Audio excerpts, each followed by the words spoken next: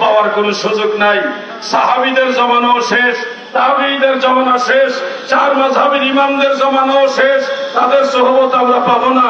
যাইতে যাইতে গাউসে পাক পর্দা করলেন, খাজা গরিবে নওয়াজ পর্দা করলেন, খাজা বাহাউদ্দিন নকশবন্দ পর্দা করেছেন, মুজাদ্দিদ আল ফিসানি পর্দা করেছেন, হযরত শাহজালাল, শাহপরান, শাহ মাকদুম রূপস, শাহ সুলতান কমরউদ্দিন রুমি সমস্ত আল্লাহর ওলিরা পর্দা নিয়েছেন।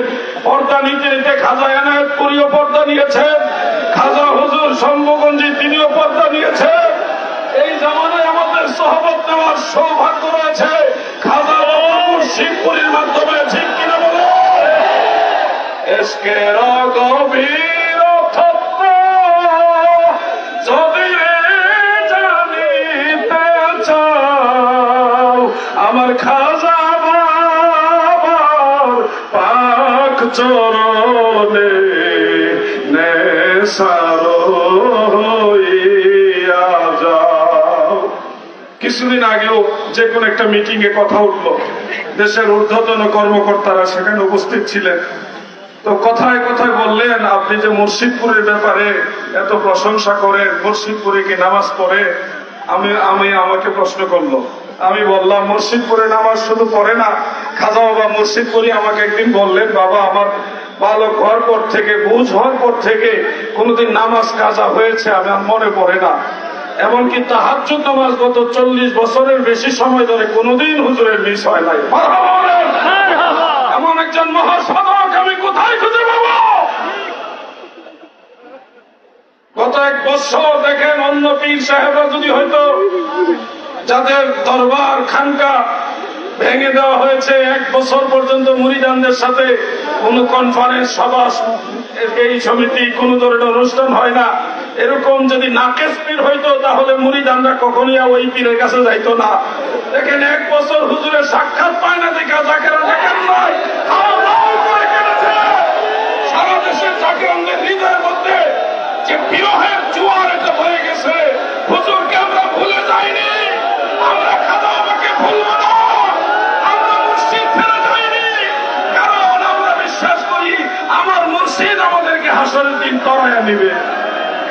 আমরা কামেল পীরের সোহবত পাইছি, কোন নাকেশ পীরের সোহবত না। নাকেশ পীর হইলে এখানে মুরিদান আর পীরের মধ্যে সম্পর্ক নষ্ট হয়ে যাইতো। দেখেন, খাজা বাবা যদি মাইকিং করাইতেন, যদি পোস্টারে প্রচার করাইতেন, আমার মুজাম্মিল আলী ভাই, আমি গুনাহগার, মুফতি আসাদ সাহেব, আমার কিবরিয়া ভাই, আমরা আলেম সমাজও যদি চতুর্দিকে প্রচার দিতাম, এই অঞ্চলের মধ্যে নবী প্রেমিক, অলি প্রেমিকদের জোয়ার হয়ে যেত, জায়গা দেওয়া সম্ভব হইতো না। কোন মাইকিং নাই, প্রচার নাই, পোস্টার নাই। দেখেন আশিক রাসূলদের কত প্রেমের জোয়ার। তোরা আয় আয় আয় রে চরণ তলায়, তোরা আয় আয় আয় রে এই চরণ তলায়, কত পীর ফকির দরবেশ এসে চরণে লোটায়, কত পীর ফকির দরবেশ এসে চরণে লোটায়, তোরা আয় আয় আয় রে এই চরণ তলায়। আমি কিভাবে বললে আপনারা বুঝবেন, কিভাবে বুঝাইলে আপনারা বুঝবেন যে আপনারা অনেক বড় ভাগ্যবান মানুষ?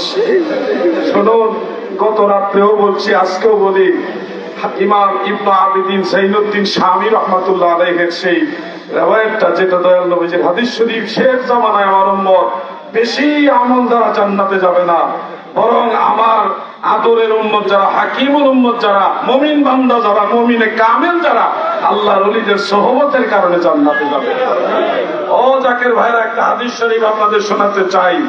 عن أبي سعيد الخدري رضي الله تعالى عنه قال سمعت رسول الله صلى الله عليه وسلم يقول إن من أمتي من يشفع للفئام ومنهم من يشفع للقبيلة ومنهم من يشفع للعصابة ومنهم من يشفع للرجل أو للرجال حتى يدخل الجنة قال أبو عيسى هذا حديث حسن رواه الترمذي।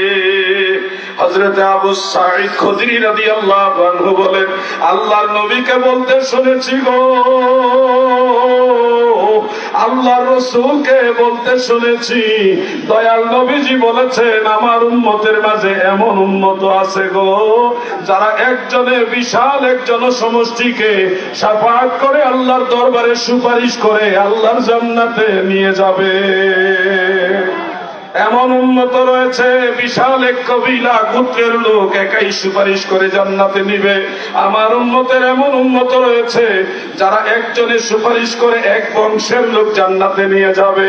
এমন উম্মত আছে নিজে জান্নাতে যাবে, একা একা যাবে না, অন্তত পক্ষে একজনকে সাথে নিয়ে জান্নাতে যাবে। সুবহানাল্লাহ। আল্লাহ রাসূলের হাদিস থেকে আপনারা শিক্ষা নেন। যারা মানুষের জিনিস চুরি করে খায় এরা কামেল লোক নয়, যারা মানুষকে নিজে না খায়া খাওয়ায় তারা হলো কামেল লোক, ঠিক কিনা? শক্ত করে কিছু বলবো না, শুধু এটুকু বলবো, দাড়ি রাখলেই বড় ইমানদার হয় না, এই দাড়ির সাথে ইসলামের আদর্শ থাকতে হয়।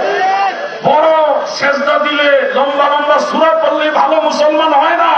এই নামাজের সাথে সেজদার সাথে আল্লাহর ভয় থাকতে হয়, নবীর মহব্বত থাকতে হয়। একদিকে যদি আপনি নামাজ পড়েন আরেকদিকে পরের হক নষ্ট করেন তাহলে এই নামাজ আপনাকে জান্নাতে নিতে পারবে। এদিকে নামাজ পড়লেন, বড় বড় স্লোগান দিলেন, ওদিকে সুদ খাইলেন, হারাম খাইলেন, এই ইবাদতে আপনাকে জান্নাতে নিতে পারবে। এই জন্য আমরা গুনাহগার হইতে পারি, আমরা দুর্বল হইতে পারি, আল্লাহর ওলির দরবারে আসছি, আমাদের যোগ্যতা কম, আমরা হয়তো অনেক নগণ্য, হয়তো না নিশ্চিত আমরা নগণ্য, তারপরেও আমরা আশাবাদী যে আল্লাহর ওলির দরবারে আসছে, আল্লাহর ওলি আমাদের পক্ষে দাঁড়াবে। ওলি আল্লাহর সুপারিশ বিশ্বাস করেন তো আপনারা? সবাই বলেন বিশ্বাস করেন? আমাদের দেশে অনেক ভাইয়ের আপনাদের ভয় দেখাবে যে ওলিয়া উলিয়া পীর মাশায়েখ এরা হাসরের ময়দানে কাউকে তরাইতে পারবে না, হাসরের ময়দানে কোনো ওলি নাই। একজন বক্তার ওয়াজ আমি শুনেছিলাম, আপনাদের বোঝানোর জন্য সবাইকে বলছিলাম, একজন বক্তার ওয়াজ শুনেছিলাম, তিনি বলতেছেন যে কোন ওলির ক্ষমতা নাই হাসরের ময়দানে কাউকে তরায় নেওয়া, কোন পীর মাশায়েখের পাওয়ার নাই কাউকে তরায় নেওয়ার, কেউ সুপারিশ করতে পারবে না, কেউ শাফাআত করতে পারবে না, শাফাআতের একমাত্র মালিক হলো আল্লাহ। সাধারণ মানুষ আল্লাহর কথা বলেছে এই কারণে চিৎকার মেরে বলছিল ঠিক, কিন্তু আসলে ওই বক্তাও বুঝে নাই কি বলছে, শ্রোতারা যারা ঠিক বলছে তারাও বুঝেও ঠিক বলে নাই। কেন? শাফাআতের মালিক যদি আল্লাহ হয়, শাফাআত মানে সুপারিশ, শাফাআত বা সুপারিশের মালিক যদি আল্লাহ হয়, তাহলে আল্লাহ কার কাছে সুপারিশ করবেন? আল্লাহর চেয়ে বড় কেউ আছে? আল্লাহর সমান কেউ আছে? তাহলে আল্লাহ কার কাছে সুপারিশ করবেন? তিনি তো একক, অদ্বিতীয়, বেমিসাল, বেনজির, বেনওয়াজ। তিনি যদি শাফাআত করেন তাহলে কার কাছে শাফাআত করবেন? আল্লাহ শাফাআতকারী নয়, মদিনাওয়ালা শাফাআতকারী, নবী রাসূলরা শাফাআতকারী, আল্লাহ ওলিরা শাফাআতকারী, আর আমরা আল্লাহর দরবারে শাফাআত করবে, ঠিক কিনা ভাই? ওয়াজ শুধু করলেই হবে না, ওয়াজ বুঝে শুনে করতে হবে, আকীদা বুঝতে হবে, অন্যথায় ওয়াজ করে আপনার ঈমান চলে যাবে। ওয়াজ করে যে ওয়াজ করছে তারও ঈমান চলে যাচ্ছে, যারা ওয়াজ না বুঝে ঠিক বলতেছে তাদেরও ঈমান চলে যাইতেছে। আল্লাহর ওলিরা যে শাফাআত করবে এই ব্যাপারে একটা আয়াতে কারিমা বলি, আমি আলোচনার মাইক ছেড়ে দেবো, কারণ আমার অনেক ভাই বেরাদর আছে, আর আমার কলিজার ভাই, আমার হৃদয়ের ভাই, কলিজার অন্তরে অন্তঃস্থলে মহব্বতের ভাই, আমার এই যে অন্ধ হাফেজ সাহেব, ওনার আলোচনা আমি শুনছি, হযরত জাবের রাদিয়াল্লাহু আনহু জিয়াফতের ঘটনাটা এত সুন্দর করে উনি বলেন যে না শুনে পারা যায় না, এত আনন্দ লাগে কথাগুলি উনি বললেন। এমন আপনারা খুশি হবেন, আমি হযরত জাবের রাদিয়াল্লাহু আনহুর বাড়িতে গেছি, যেখানে উনি রান্না করছে ওই জায়গাটাতে গেছি, এবং সেই জায়গাটা আলাদা করে সুরক্ষিত আছে। সেই জায়গা ওই যে ভাইয়ের ওয়াজ শোনার পরে আমার একটা মনের ভিতরে জাগলো যে আমিও তো কতদিনই ওয়াজ করলাম, জাবের রাদিয়াল্লাহু আনহুর জিয়াফতের কথা কত ওয়াজ করলাম, আজকে আমি যাবো, হযরত জাবেরের বাড়ি কোন জায়গায় খুঁজে খুঁজে রাতের বেলা বের করছি, মুফতি আসাদ সাহেব ছিল আমার সাথে, রাতের বেলায় খুঁজে হযরত জাবের রাদিয়াল্লাহু আনহু বাড়ি বের করলাম, যেখানে রান্না করছে ওই জায়গাগুলি এখনো আছে। আপনারা যাবেন মদিনা শরীফে, কোন জায়গায়? মদিনা শরীফে। যদি কখনো মদিনা শরীফে যান হযরত জাবেরের বাড়ি দেখে আসবেন, দেখবেন ওই ওয়াজ শুনছেন আর বাস্তবে দেখছেন, তখন ঈমান তাজা হবে। দূরের থেকে শুনছি খাজা বাবা মুর্শিদপুরি যখন দূরের থেকে শুনে কাছে আসবেন দেখবেন আরো চমক লেগে যাবে।